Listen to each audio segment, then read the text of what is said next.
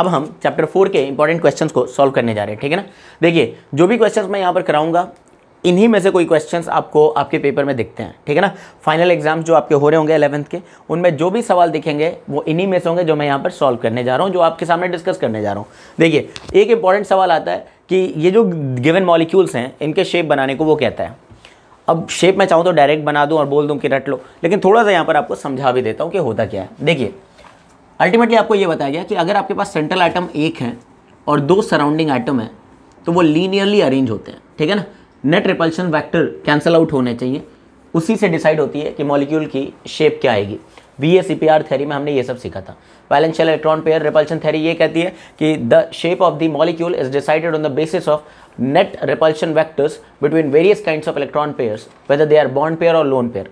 तो कहने का मतलब है सेंट्रल एटम पर दो तरह के इलेक्ट्रॉन पेयर होते हैं, बॉन्ड पेयर और लोन पेयर। इनके टोटल रिपल्शन से ही डिसाइड होता है कि कौन से एटम कितने एंगल पर कितने दूसरे एटम से ओरिएंट हो जाएगा स्पेस में, ताकि ये सारे रिपल्शन वेक्टर मिनिमम से मिनिमम हो जाए, ठीक है। एनीवेज देखिए, तो सराउंडिंग एटम अगर दो हैं और एक सेंट्रल एटम है तो AB2 टाइप का मॉलिक्यूल हम बोल सकते हैं। AB2 टाइप का मॉलिक्यूल ऐसे रखना होता है। अगर आपके पास AB3 टाइप का मॉलिक्यूल है तो उसको हम 120 डिग्री पर रखते हैं। बोलिए ये सारी बातें याद आ रही होंगी। इसको हम लोग लीनियर ज्योमेट्री कहते थे। This is linear geometry, this is trigonal planar geometry. The bond angles over here are 120 degree. यहाँ के बॉन्ड एंगल्स जो है बच्चों वो 180 डिग्री है। अगर आपको चार चीज़ों को रखना है, मैं जानबूझ के बोल रहा हूँ चार चीज़ें, ये चार चीज़ कुछ भी हो सकता है, एक सराउंडिंग एटम या एक लोन पेयर। बात समझ आ रही है क्या, ठीक है ना। तो आपको इन्हीं ज्योमेट्री से सोचना होता है। जब भी आपको चार चीज़ें रखनी है तो आप टेट्राहेड्रल ज्योमेट्री से ही सोचोगे। आप देखो अगर मान लीजिए आपके पास AB4 टाइप का मॉलिक्यूल है तो उसको टेट्राहेड्रली अरेंज करना है सेंट्रल एटम के आसपास, और यहाँ जो बॉन्ड एंगल आता है 109 डिग्री 28 मिनट इसको हम टेट्राहेड्रल ज्योमेट्री बोलते हैं। ये बेसिक चीज़ें तो आपको याद होंगी। अगर आपके पास पांच चीज़ें हैं, पांच सराउंडिंग एटम है, तो उनमें से तीन को तो ट्रायंगुलर प्लेन में रख देते हैं इस तरीके से, ठीक है। और ये जो प्लेन बन रहा है ये ट्रायंगुलर प्लेनर बन रहा है। अब इस ट्रायंगुलर प्लेन के ऊपर और एक नीचे, बाहर को और एक अंदर को, दो बॉन्ड्स और होते हैं। हाँ, इस ज्योमेट्री के बारे में एक खास बात बताई थी मैंने कि हर पोजीशन आइडेंटिकल नहीं है, इसमें हर पोजीशन इक्विवेलेंट है। All the positions over here are equivalent. इसमें आप अपने एटम्स को किसी से एक्सचेंज कर दो, नेट रिपल्शन वेक्टर पे कोई फर्क नहीं पड़ेगा। लेकिन यहाँ पर ये जो दो बॉन्ड्स हैं इनको एक्सियल बॉन्ड्स बोलते हैं, और ये जो दो बॉन्ड्स हैं उनको इक्वेटोरियल बॉन्ड्स बोलते हैं। तो सारी पोजीशन आइडेंटिकल नहीं है। इक्वेटोरियल बॉन्ड्स और एक्सियल बॉन्ड्स के बारे में एक सवाल और आता है कि एक्सियल बॉन्ड्स जो होते हैं वो थोड़े से लंबे होते हैं और कमज़ोर होते हैं। They are weaker and they are longer than the equatorial bonds, because in यहाँ के जो सिग्मा इलेक्ट्रॉन्स हैं, है ना, यहाँ के जो सिग्मा इलेक्ट्रॉन है इनको ज़्यादा रिपल्शन मिल रहा होता है, ज़्यादा बॉन्ड पे रिपल्शन मिल रहा होता है इन इक्वेटोरियल बॉन्ड्स के थ्रू। तो इसलिए ये थोड़ी सी एलोंगेट हो जाती है, थोड़ी सी इसकी बॉन्ड लेंथ बढ़ जाती है, और बॉन्ड लेंथ बढ़ गई है तो जाहिर सी बात है ये थोड़ा सा कमज़ोर बॉन्ड होगा। इसीलिए PCl5 जिसका स्ट्रक्चर ट्रायगोनल बाइपिरामिडल होता है, उसको हीट करते ही, गर्म करते ही उसमें से Cl2 मॉलिक्यूल निकल आता है, दो क्लोरीन एटम अलग हो जाते हैं और आपको PCl3 मिल जाता है, ठीक है। एनीवेज, तो इसको हम लोग TBP बोलते हैं, ट्रायगोनल बाइपिरामिडल। अगर आपको 6 चीज़ों को रखना है ना, 6 सराउंडिंग एटम्स, तो उनमें से 4 को तो पहले सेम प्लेन में रख लेना और बचे हुए 2 को ऊपर और नीचे रख देना। यहाँ पर सारे के सारे रिपल्शन वेक्टर एक जैसे ही हैं, सारे पोजीशन इक्विवेलेंट है, आइडेंटिकल है, ऑल पोजीशंस आर इक्विवेलेंट। तो आपको ये नहीं देखना है कि यहाँ पर भी एक्सियल और इक्वेटोरियल बॉन्ड है। अब मेरी बात को ध्यान से समझना, इसको हम लोग बोलते हैं ऑक्टाहेड्रल। क्या बोलते हैं? ऑक्टाहेड्रल, क्योंकि ये 8 फेसेस का कॉम्बिनेशन है। 4 ऊपर से प्लेन पे, देखो ये जो एक स्क्वायर प्लेन है, मान लो ये बोर्ड पर है और एक बॉन्ड जो बाहर रखा हुआ है, ये 4 फेस बना रहा होगा इस तरीके से, और ये जो बोर्ड के अंदर गया हुआ ये वाला बॉन्ड है ना, ये भी उल्टे साइड से 4 और फेस बना रहा है। टोटल 8 फेस बन रहे हैं यहाँ पर। एनीवेज, अब इस पर ज़्यादा बात नहीं करेंगे, यहाँ आपको सोचना सिखा रहा हूँ। मेरी बात को अब ध्यान से सुनिएगा। मैंने बोला था कि जब भी 3 चीज़ों को रखना है ना, तो 3 चीज़ों को रखने के लिए ट्रायगोनल प्लेन से सोचेंगे। इन 3 चीज़ों में हो सकता है कि तीनों सराउंडिंग एटम हो, या हो सकता है कि एक लोन पेयर 2 सराउंडिंग एटम है, ऐसा भी हो सकता है। तो लोन पेयर के आने की वजह से शेप बदल जाएगी। अब वो ट्रायगोनल प्लेनर ना कहला के कुछ और कहलाएंगी, इस पर हम बात कर लेंगे। उसी तरीके से जो टेट्राहेड्रल है, अगर आपके पास 4 चीज़ें हैं तो 4 चीज़ों को आप टेट्राहेड्रली रखोगे ना, टेट्राहेड्रली रखोगे। हाँ, अब ये 4 चीज़ें, मतलब अगर 4 सराउंडिंग एटम है तो टेट्राहेड्रली रख देंगे। अगर मान लो 3 बॉन्ड है, 3 सराउंडिंग एटम है, एक लोन पेयर है, तो इसी पर लोन पेयर को रखना है। तो शेप बदल जाएगा, लोन पेयर के आने से शेप बदलने लगती है। अब यहाँ पर याद रखिए कि इक्वेटोरियल बॉन्ड्स के बीच में एंगल 120 डिग्री का, ये 120 डिग्री के पर है, ये दोनों इक्वेटोरियल भी 120 डिग्री के अंतर पर है, ये दोनों इक्वेटोरियल भी 120 डिग्री के अंतर पर है। लेकिन ये जो ऊपर रखा हुआ है, ये जो बी एटम है ऊपर रखा हुआ है, ये 90 डिग्री अपार्ट है, 90 degree from this equatorial and this equatorial, तीनों इक्वेटोरियल से 90 डिग्री पर है। तो इसीलिए जब भी लोन पेयर को रखना होता है तो लोन पेयर की वजह से रिपल्शन ज़्यादा क्रिएट होती है as compare to the bond pair, तो लोन पेयर को जब भी रखना होगा याद रखेंगे, हम रखेंगे उनको इक्वेटोरियल पोजीशन पर जहां से रिपल्शन कम मिलती है, अब इतनी बात बता दी मैंने। आपके 11th में लोन पेयर वाले ज़्यादा केसेस मिलते नहीं हैं, पर फिर भी मैं जितना समझा सकता था यहाँ पर इस छोटे से वीडियो में उतना समझा रहा हूँ, वरना नॉर्मली क्लास में पूरी डिटेल्स में बात हो जाती है। आइए चलिए देखते हैं, ज़रा देखते हैं यहाँ पर कुछ स्ट्रक्चर, आंसर देख रहे हैं, ठीक है। मैं आपको कुछ स्ट्रक्चर बना के दिखा रहा हूँ, ठीक है। मान लो आपको मीथेन बनाना पड़ेगा, प्लीज़ यहाँ ध्यान से देखिए, है ना। मैं इसके अलावा भी कुछ क्वेश्चंस ले रहा हूँ यहाँ पर समझाने के लिए। अगर आपको मीथेन का स्ट्रक्चर बनाना है तो आप जानते हो कार्बन के पास 4 वैलेंस इलेक्ट्रॉन होता है। ज़रा ध्यान से देखेंगे यहाँ पर, मुझे बताइए बॉन्ड पेयर का मतलब सराउंडिंग एटम। ध्यान से देखना, हमें अल्टीमेटली निकालना है कितने सराउंडिंग एटम है और कितने लोन पेयर है। तो बच्चों बताओ यहाँ पर कितने सराउंडिंग एटम दिख रहे हैं आपको? 4 सराउंडिंग एटम। कितने लोन पेयर बचे हैं ये सोचना होगा। तो कार्बन के पास 4 वैलेंस इलेक्ट्रॉन होता है और हर हाइड्रोजन सिंगल बॉन्ड बनाता है। सिंगल बॉन्ड बनाने का मतलब है कि हर हाइड्रोजन ने कार्बनों के एक इलेक्ट्रॉन यूज करा दिए, तो कार्बन पे कोई भी इलेक्ट्रॉन बचा ही नहीं, चारों के चारों यूज हो गए, तो लोन पेयर 0 हो जाएगा। तो सराउंडिंग में 4 चीजें हैं और लोन पेयर है ही नहीं, तो इसका मतलब ये AB4 टाइप का मॉलिक्यूल है, AB4 टाइप का मॉलिक्यूल है, AB4 टाइप का मॉलिक्यूल है। और AB4 टाइप के मॉलिक्यूल को कैसे बनाना है मुझे? टेट्राहेड्रली दिखाना है। तो ये कार्बन हो गया और 4 हाइड्रोजन को टेट्राहेड्रली ऐसे आप अरेंज कर देंगे और बोल देंगे कि इसका जो शेप आ रहा है उसकी ज्योमेट्री जैसी आ रही है, दैट इज टेट्राहेड्रल। हमेशा याद रखें कि अगर लोन पेयर नहीं है तो शेप और ज्योमेट्री बिल्कुल मैच करेंगी, ठीक है ना। अब इसी से आपको सिखा रहा हूँ मैं कि अगर मान लो आपके पास अमोनिया होता कि अमोनिया का स्ट्रक्चर बना के दो, अमोनिया का शेप बना के दो, ऐसा सवाल आया होता। तो बच्चों ध्यान से देखिए, अगर हम यहाँ पर बात करें तो कितने सराउंडिंग एटम आपको दिख रहे हैं बताइए? सबको सिखा के ही मानूंगा मैं। सराउंडिंग एटम कितने यहाँ पर? 3 है। नाइट्रोजन के पास कितने वैलेंस इलेक्ट्रॉन होते हैं? 5। 5 में से कितने यूज हो गए? 3 यूज हो गए, क्योंकि हर हाइड्रोजन सिंगल बॉन्ड बनाएगा, सिंगल इलेक्ट्रॉन लेके जाएगा। तो 5 में से बचे कितने हैं? 2 इलेक्ट्रॉन बचे अभी भी नाइट्रोजन के पास, तो वो लोन पेयर की तरह आएंगे। तो अगर कोई पूछता है कि how many lone pairs are there on nitrogen, so there will be 1 lone pair. अभी भी बताओ मुझे टोटल सराउंडिंग में कितनी चीज़ों को रखनी है? सराउंडिंग में कितने चीज़ों को रखेंगे हम? 4। 3 तो हाइड्रोजन को रखना है और 1 लोन पेयर।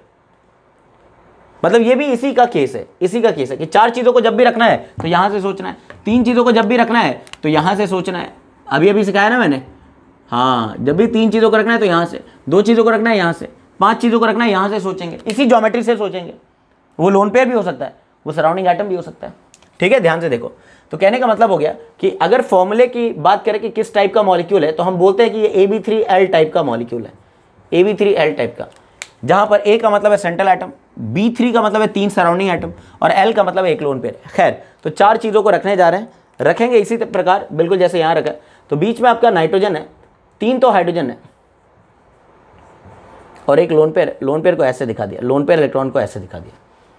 बच्चों अब ध्यान से देखिए कि जब 4 चीज़ें थी आपके पास, लेट मी यूज सम मोर मार्कर्स, और भी मार्कर्स यहाँ पर है मेरे पास, मैं इससे ही समझा देता हूँ आपको कि बच्चों अगर 4 चीज़ों को रखना था तो आप इस तरीके से रखते हो इनको, नहीं, 4 चीज़ों को आप इस तरीके से रखते हो टेट्राहेड्रली। दिख रहा है सभी को? You can imagine this, right? ठीक है ना। 4 चीज़ों को हम ऐसे रख लेंगे। अब क्या हुआ कि इस ज्योमेट्री में, जिसको हम टेट्राहेड्रल ज्योमेट्री बोलते हैं, इनमें अगर एक एटम हटा दें तो इस तरीके का कोई शेप नज़र आ रहा है। इस शेप को आप लोग पिरामिडल बोलते हो, तो ये पिरामिडल शेप है। बात समझ आ रही क्या? So this molecule is a pyramidal molecule, shape का नाम है पिरामिडल, ठीक है ना। और लोन पेयर के आ जाने की वजह से इस लोन पेयर का रिपल्शन इन बॉन्ड पेयर के इलेक्ट्रॉनों पर ज़्यादा काम करेगा, जिसकी वजह से ये थोड़ा सा कंप्रेस हो जाएगा। और बॉन्ड एंगल इतना नहीं है जितना टेट्राहेड्रल में आता है। टेट्राहेड्रल में बॉन्ड एंगल एग्जैक्ट कितना मिलेगा आपको? 109.5 डिग्री या 109 डिग्री 28 मिनट बोल देते हैं, पर यहाँ जो बॉन्ड एंगल आएगा that will be less than 109.5 degree. क्यों बॉन्ड एंगल कम हुआ है? लोन पेयर के आ जाने की वजह से। लोन पेयर का बॉन्ड पेयर पर रिपल्शन काम कर रहा है, ये थोड़ा सा ध्यान रखेंगे, ठीक है। अगर मान लो थर्ड मॉलिक्यूल जो मैं बनाने को दे रहा हूँ, मैंने बोल दिया कि वाटर का स्ट्रक्चर बना के दो, तो आपने देखा कि सेंट्रल एटम ऑक्सीजन है। यहाँ पर मैंने पूछा कितने सराउंडिंग में एटम दिख रहे हैं, तो आपने देखते ही बता दिया सर 2 सराउंडिंग एटम दिख रहे हैं। ऑक्सीजन के पास कितने वैलेंस इलेक्ट्रॉन होते हैं, सर 6 होते हैं। 6 में से कितने यूज हुए हैं, 2, बचे कितने हैं, 4। 4 का मतलब लोन पेयर कितने बने, तो सर लोन पेयर भी 2 बन रहे हैं। अब मैंने बोला कि सराउंडिंग एटम और लोन पेयर को जोड़ के बताओ टोटल कितने हो रहे हैं, सर 4 हो रहे हैं। मतलब 4 चीज़ों को फिर से रखना है। 4 चीज़ों को जब भी रखना है कहाँ से सोचेंगे हम, टेट्राहेड्रल से सोचेंगे। मतलब यहाँ पर आपके पास ऑक्सीजन है और इसी ऑक्सीजन पर 2 तो सराउंडिंग एटम है भाई और 2 लोन पेयर है। अब मुझे इस शेप का नाम देना है, तो फिर से सोचिए भाई कि 4 चीज़ों को रखने के लिए सर ने ऐसा कुछ बताया है कि जब भी हम 4 चीज़ों को रखेंगे तो कुछ इस तरीके से रखेंगे टेट्राहेड्रली। इन 4 में से एक जगह अगर लोन पेयर आएगा तो ऐसा दिखेगा, क्योंकि लोन पेयर इलेक्ट्रॉन दिखेगा नहीं ना, इलेक्ट्रॉन थोड़ी आपको दिख रहा होगा, आपको सराउंडिंग में एटम दिख रहे होंगे। तो अब ऐसा हो गया पिरामिडल। अब मान लो एक और लोन पेयर आ गया, 2 लोन पेयर आ गए, तो अब ये कैसा शेप दिख रहा है, वी शेप या बेंड शेप। तो इसको वी या बेंड शेप बोलते हैं, वी या बेंड शेप। इन्वर्टेड वी है हालांकि, है ना, बेंड शेप। अब बच्चों एक चीज़ और बता दूं यहाँ पर कि 2 लोन पेयर आ जाने की वजह से अब इन पर रिपल्शन और ज़्यादा लगेगा, तो इसका बॉन्ड एंगल जो है और भी कम आएगा 109.5 से। और मैं आपको एग्जैक्ट डेटा दूं तो ये 104.5 के आसपास आता है, ये 107 के आसपास आता है, ये 109 है। बात समझ आ रही है? तो इस तरीके से आपको इन सब का भी सोचना है। मैंने थोड़ा सा आपको बेसिक आइडिया दिया है, अभी 4 वाले सारे केसेस कराए हैं मैंने, और भी आपको थोड़ा बहुत बता देता हूँ। इसको नहीं मिटाऊंगा मैं, इधर भले मिटा दूंगा। एक बार आप फोटो लीजिए। तो अभी तक हमने देखा है कि 4 चीज़ों को रखना है तो कैसे कैसे रख सकते हैं। 4 चीज़ों में 3 कॉम्बिनेशन देखा, 4 + 0 मतलब 4 सराउंडिंग एटम, 1 भी लोन पेयर नहीं। 3 + 1 3 surrounding atom, 1 lone pair. 2 + 2 2 surrounding atom, 2 lone pair. अब हम 5 वाले केसेस देखने जा रहे हैं, सब लोग देखेंगे यहाँ पर, ठीक है ना। 5 चीज़ों को रखना है तो कैसे रखना है। सबसे पहले we are going to draw the structure of PCl5 because this is very important, पूछ दिया जाता है। अब मुझे आप बताएं कि सराउंडिंग में आपको कितनी चीज़ें दिख रही हैं। तो आपने बोला सर 5 चीज़ें हैं, 5 क्लोरीन है। मैंने बोला फॉस्फोरस कौन सी फैमिली का है, सर ग्रुप 15 नाइट्रोजन फैमिली का। तो फॉस्फोरस के पास कितने वैलेंस इलेक्ट्रॉन होते हैं, 5 ही वैलेंस इलेक्ट्रॉन होते हैं, और बॉन्डिंग में तो वैलेंस इलेक्ट्रॉन का यूज़ होना है। सो पाँचों के पाँचों जो वैलेंस इलेक्ट्रॉन थे इसके वो तो यूज़ हो गए, क्योंकि क्लोरीन जब भी सराउंडिंग में एटम आएगा सिंगल बॉन्ड बनाएगा, तो वो सिंगल बॉन्ड बनाने के लिए एक इलेक्ट्रॉन का यूज़ करा चुका है, और लोन पेयर जो बचा है सेंट्रल एटम पर वो 0 है। मतलब ये किस टाइप का मॉलिक्यूल हो गया, AB5 टाइप का मॉलिक्यूल हो गया, AB5 type without any lone pair. और मैंने बोला है कि जब भी सेंट्रल एटम पर लोन पेयर नहीं आएगा तो उसका शेप और ज्योमेट्री बिल्कुल सेम हो जाएगा। So these are some geometry, है ना, geometry. We can also talk about hybridization. पुराने केसेस में हमने जितने भी मॉलिक्यूल देखे वो सब sp3 हाइब्रिडाइज्ड हैं। यहाँ पर हाइब्रिडाइजेशन निकालेंगे तो टोटल सराउंडिंग में 2 चीज़ें हैं sp हाइब्रिडाइज, यहाँ पर 3 चीज़ें हैं तो sp2 हाइब्रिडाइज्ड, यहाँ पर 4 चीज़ें हैं sp3, 1 s के और 3 p के, 4 ऑर्बिटल चाहिए। 3 चीज़ें हैं यहाँ पर तो 3 ऑर्बिटल चाहिए, 1 s का और 2 p का। 2 चीज़ें सराउंडिंग में हैं तो 2 ही ऑर्बिटल चाहिए, 1 s का और 1 p का। हर ज्योमेट्री के कॉरस्पॉन्डिंग हाइब्रिडाइजेशन होती है। यहाँ पर 5 चीज़ों को रखना है, 5 ऑर्बिटल चाहिए, 1 s का, 3 p का और 1 d का। यहाँ पर 6 चीज़ों को रखने हैं सराउंडिंग में तो आपको 6 ऑर्बिटल चाहिए, 1 s का, 3 p का, 2 d का। तो इस तरीके हाइब्रिडाइजेशन में निकाल सकते हैं। इसमें देखो ज़रा ध्यान से, जैसे PCl5 का हाइब्रिडाइजेशन पूछ देता तो आप देख चुके AB5 आ रहा, मतलब 5 सराउंडिंग आइटम है। तो हाइब्रिडाइजेशन स्टेट अगर कोई पूछता है तो आप बोल देना sp3d है। हाइब्रिडाइजेशन किसका बताते हैं हम, सेंट्रल एटम का, मतलब फॉस्फोरस का। हाइब्रिडाइजेशन स्टेट आप फॉस्फोरस का बता रहा हूँ। 5 चीज़ों को रख रहे हैं तो उसी ज्योमेट्री से जाएंगे कि इनमें से 3 क्लोरीन तो इक्वेटोरियल पर रखे होंगे, इक्वेटोरियल बॉन्ड्स पर हैं,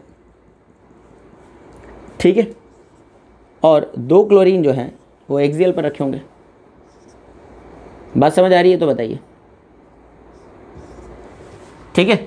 इस पर लोन पेयर दिखा दो आप, क्योंकि क्लोरीन के पास 7 वैलेंस इलेक्ट्रॉन होते हैं, 1 यूज़ कर लिया बॉन्डिंग में, बचे हुए 6 और बचे, 6 का मतलब 3 लोन पेयर इस पर आएंगे। जब भी हैलोजन 1 बॉन्ड बनाएगा तो इस पर 3 लोन पेयर आएंगे, ठीक है ना। हाँ, तो इसको आप चाहो तो थोड़ा और भी ढंग से दिखा सकते हो कि ये एक प्लेन है, ट्रायगोनल प्लेन है।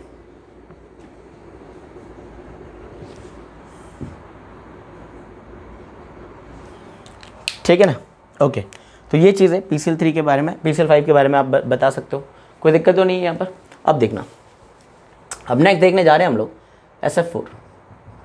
अगर हम SF4 की बात करें तो यार देखो, सल्फर ग्रुप 16 का है, इसके पास 6 वैलेंस इलेक्ट्रॉन होते हैं।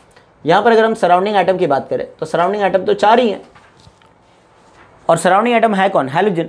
हैलोजन एक इलेक्ट्रॉन का यूज़ करा लेता है। तो 6 में से जो 6 वैलेंस इलेक्ट्रॉन थे सल्फर के, उनमें से 4 यूज़ हो गए, बचे हुए 2 इलेक्ट्रॉन है, मतलब एक लोन पेयर है। बचे हुए 2 इलेक्ट्रॉन है मतलब एक लोन पेयर है, एक लोन पेयर है, एक लोन पेयर है। टोटल चीज़ें कितनी हो गई? दोबारा से 5 चीज़ें हो गई। 4 सराउंडिंग एटम, एक लोन पेयर, 4 + 1 टोटल कितना होता है? 5। 5 सराउंडिंग एटम को रखने के लिए वापस से यहाँ से सोचना। और याद हो तो मैंने बोला कि जब भी लोन पेयर रखना हो तो उसको हमेशा कहाँ रखोगे? इक्वेटोरियल पोजीशन पे।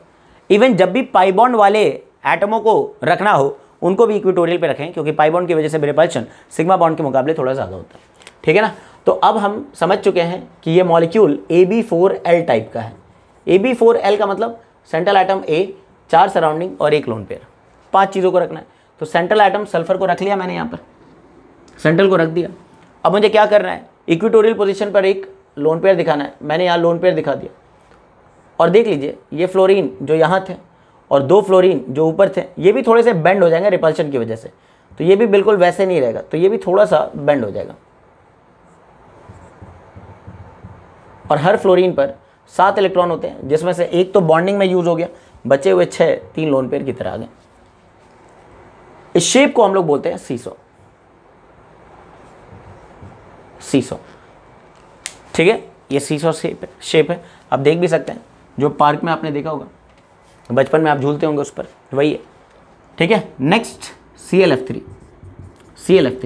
ClF3 का स्ट्रक्चर देखने जा रहे हैं। क्लोरीन ये एक इंटर हैलोजन कंपाउंड है, जैसा कि आपको दिख रहा होगा। इंटर हैलोजन का मतलब हैलोजन का ही हैलोजन के साथ बॉन्ड बना हुआ है, ठीक है ना। इनके बारे में एक सवाल क्लास 12 में पूछा जाता है कि inter halogen compounds are more reactive than halogens, why? Because आप जान रहे हो यहाँ पर बॉन्ड पोलैरिटी है, पोलर नेचर के मॉलिक्यूल्स हैं, बॉन्ड यहाँ के पोलर है, जबकि प्योर हैलोजन्स में बॉन्ड पोलर नहीं होते हैं, ठीक है। एनीवेज, अब यहाँ देख लो, अगर मैं देखूँ तो यहाँ सराउंडिंग एटम कितने अपने पास? सराउंडिंग एटम 3 है। हैलोजन पे 7 इलेक्ट्रॉन होते हैं, 7 में से यूज 3 हुए, बचे हुए 4 हैं। 4 का मतलब लोन पेयर 2 है। अब मैं पूछूँ अगर टोटल कितने हो गए सराउंडिंग में चीज़ें? क्लोरीन के सराउंडिंग में टोटल कितनी चीज़ें हैं? तो 3 तो फ्लोरीन है और 2 तो लोन पेयर है, मतलब टोटल कितने हो गए? 5। 5 को यहीं से सोचना है जब भी सोचना है। तो इसका मतलब ये हो गया कि ये AB3L2 टाइप का मॉलिक्यूल है। AB3L2 टाइप का मॉलिक्यूल, ये रहा क्लोरीन, और मुझे रखना है 2 लोन पेयर। इक्वेटोरियल पे ही रखने को सर ने बोला है, तो रख दिया इक्वेटोरियल पर इस तरीके से।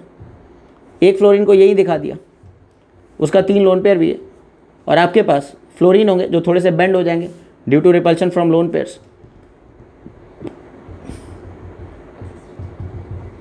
बच्चों इसको हम लोग बेंट टी शेप बोलते हैं, बेंट टी शेप, बंटी नहीं बेंट टी। हाइब्रिडाइजेशन अगर निकालेंगे तो PCl5 में फॉस्फोरस का हाइब्रिडाइजेशन sp3d है। यहाँ पर भी अगर देखो तो टोटल कितनी चीज़ें रखनी है सराउंडिंग में? 5 चीज़ें, 4 फ्लोरीन और एक लोन पेयर। तो यहाँ भी हाइब्रिडाइजेशन हो जाएगा sp3d, यहाँ पर भी हाइब्रिडाइजेशन हो जाएगा sp3d। हाइब्रिडाइजेशन सेंट्रल एटम का हमेशा बताते हैं, ये भी ध्यान रखेंगे, सराउंडिंग का नहीं बताते हैं। ओके, तो ये समझ आ रहे हैं। इनमें से सवाल आने हैं, इसलिए मैं थोड़ा सा इसको टाइम लेकर के समझा रहा हूँ इन चीज़ों को, ठीक है ना। देखिए इनमें से आपके कौन कौन से हो गए? अमोनिया बना लिया था, ClF3 बना लिया, ये बना लिया, ये बना लिया। अब इनको देख लेते हैं ज़रा, है ना। एक बार आप फोटो ले लीजिए।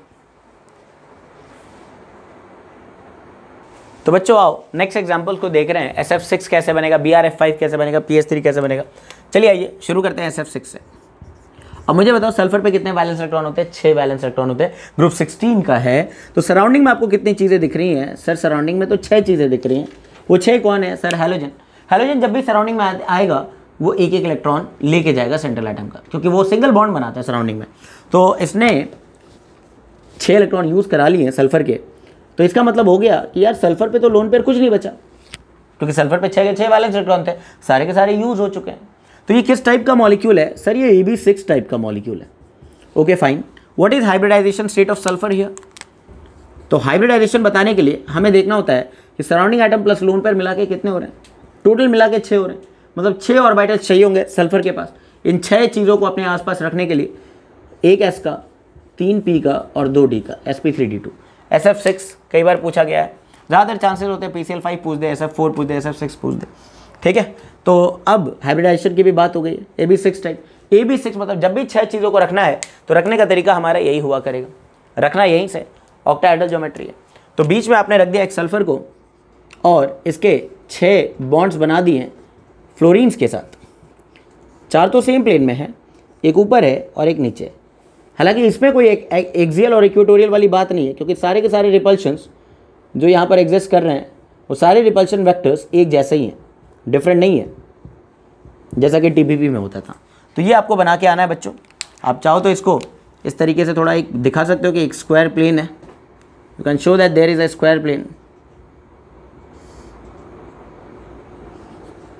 So this is your SF4 molecule. Now we are talking about BRF5.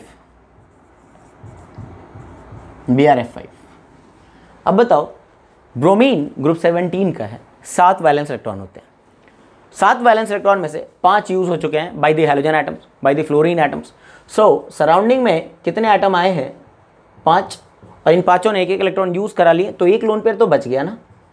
किस पर लोन पेयर बच गया है? सेंट्रल एटम पर।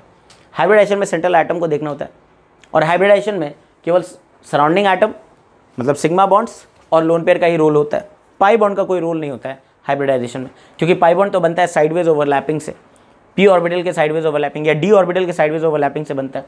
एनीवेज हम इसकी बात कर रहे थे। तो सराउंडिंग एटम अपने पास है 5, लोन पेयर है 1, मतलब टोटल फिर से 6 हो गए। और जब भी 6 चीज़ों को रखना है यहाँ से सोचना है, जब भी 2 चीज़ों को रखना है यहाँ से, 3 चीज़ों को यहाँ से, 4 यहाँ से, 5 यहाँ से। कंसेप्ट समझने की कोशिश करो, रटना कम पड़ेगा, ठीक है ना। ओके, अब यहाँ पर हम बात करते हैं हाइब्रिडाइजेशन स्टेट क्या है। What is the hybridization state of bromine? So it is 6 चीज़ें दोबारा, तो sp3d2 किस टाइप का मॉलिक्यूल है? AB5L टाइप का मॉलिक्यूल है। AB5L टाइप का मॉलिक्यूल है। बनाना कहाँ से? जब भी 6 चीज़ों को रखना है वहाँ से सोचना है। ब्रोमीन को बीच में रख दिया, एक लोन पेयर दिखा दिया एक जगह, और 5 चीज़ों को ऐसे रख दिया, सभी पर 3-3 लोन पेयर।